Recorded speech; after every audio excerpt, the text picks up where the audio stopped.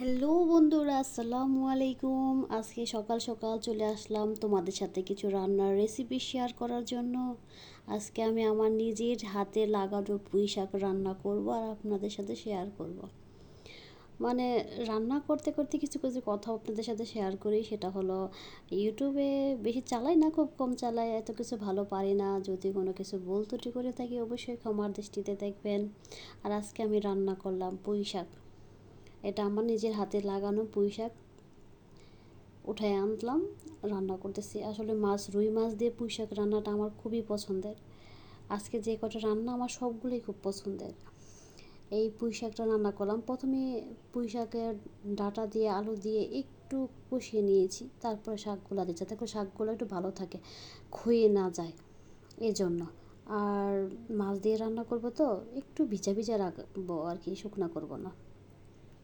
মানে খুবই পছন্দের। আর আপনারা প্লিজ আমার ভিডিও যদি ভালো লাগে অবশ্যই আপনারা আমার ভিডিওতে লাইক কমেন্ট শেয়ার করবেন, অবশ্যই সাবস্ক্রাইব করবেন। এই তো, আপনাদের যদি আমার রান্না ভালো লাগে তাহলে কমেন্ট করে জানাবেন, মন্দ লাগলেও জানাতে পারেন, সমস্যা নাই। তাহলে আরও ভালো ভালো রান্না কিছু রেসিপি শেয়ার করব আপনাদের সাথে। আসলে মেয়ে মানুষের আর কাজ কি। আর এই যে দেখেন মিষ্টি কুমড়া, এই মিষ্টি কুমড়া আমার এত পছন্দের। আর আমি তো থাইরয়েডের রুগী, তো থাইরয়েডের রুগীদের মিষ্টি কুমড়া খাওয়াটা বেশি মানে দরকার। আর এজন্য আজকে মিষ্টি কুমড়াগুলো আমি মাখিয়ে নিয়েছি। এইগুলো এখন আমি ভেজে সুন্দর করে ভাজবো। মানে এত পছন্দের এগুলো, আমি আসলে কি বলবো। আপনারা অবশ্যই বাসায় এইভাবে ট্রাই করে খাবেন, দেখবেন যে আসলে সত্যি অনেক মজা লাগে, অনেক ভালো লাগে, অনেক স্বাদ লাগে, মানে খুবই মজাদার। এই যে দেখেন পাইপ্যানে একটু তেল দিয়ে গরম করে সবগুলো মিষ্টি কুমড়া দিয়ে দেবো। অবশ্যই একসাথে হবে না, দুইবারে দিতে হবে। এই তো দিয়ে দিয়েছি। কি সুন্দর একটা কালার হয়, অসাধারণ একটা কালার, দেখলেই খেতে ইচ্ছে করবে। আর আপনারা যারা আমার এই খাবার দেখে পছন্দ করবেন অবশ্যই আমার বাসায় চলে আসবেন, আমি আপনাদের নিজের হাতে এইগুলো রান্না করে খাওয়াবো। আমার মতো কে কে আছেন থাইরয়েডের রুগী অবশ্যই জানাবেন। বিশ্বাস করেন থাইরয়েডটা আমার জীবনটা শেষ করে দিচ্ছি, তাও শত কষ্টর ভিতরেও একটু বেঁচে থাকার আশা, বাচ্চা কাচ্চা নিয়ে এই আর কি জীবন চলতেছে। দেখছেন কি সুন্দর একটা কালার আসছে, অসাধারণ একটা কালার আসছে।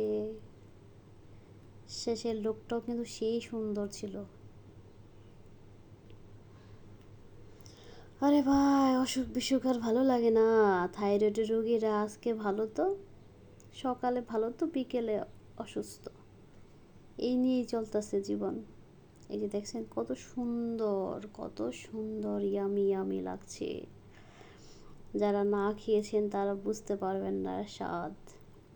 আর বাসায় আমার একটু মেহমান ছিল, আমার ছোটো ভাই আসছিল, এর জন্য সাথে মিষ্টি কুমড়া, একটু পুঁই শাক, একটু মাংস রান্না করলাম, একটু পোলাও রান্না করছি। অবশ্য পোলাওর ভিডিওটা দেখাই নাই, অন্য এক সময় দেখিয়ে দিব আপনাদের। কত সুন্দর লাগছে তাই না? আমার রান্না মোটামুটি শেষ। এখন এই দিক দিয়ে মাংস বসাই দিয়েছি। এই তো মাংস প্রায় হয়ে আসছে। ওকে, ভালো থাকবেন, সুস্থ থাকবেন, টাটা।